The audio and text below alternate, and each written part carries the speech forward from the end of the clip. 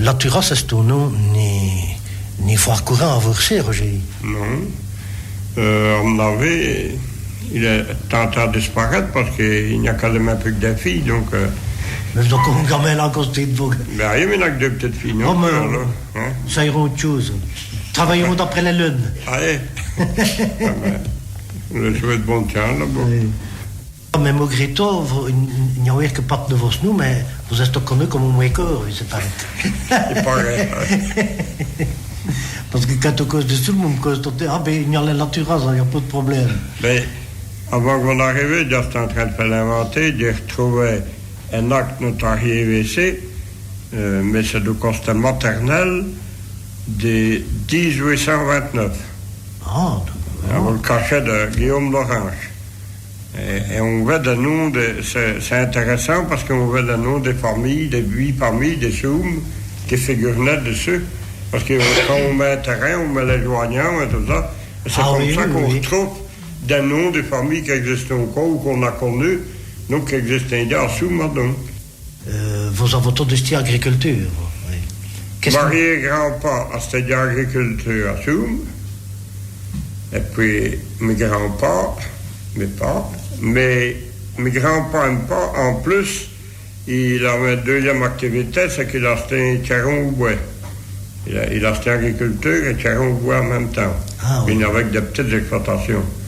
Mari et grand-père, d'après ce qu'il a eu dire, hein, il avait une grosse exploitation pour l'époque, donc, parce qu'il y a 2-3 graines, lui, ici à Soum, qui étaient occupées par la famille Latura. Et puis, comme ça, c'était le mot, qu'on partageait tout, il y avait 9 enfants, eh bien, ils ont eu chacun leur petite pauvre, et puis, ils ont continué à voir ce qu'ils avaient.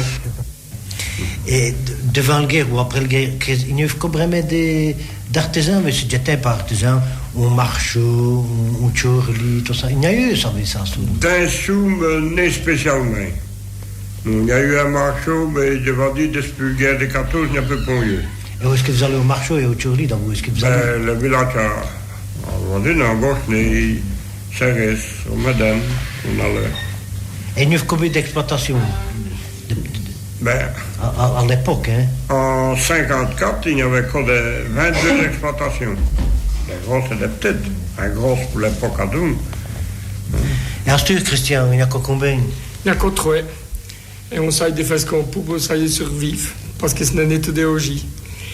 Mais enfin, pour venir à la famille, mais je peux dire que on espère peut-être avoir un gamin et tout, mais j'ai essayé de trouver une commune d'un pays connu aussi en Wallon, parce que c'était une fille de Trignol.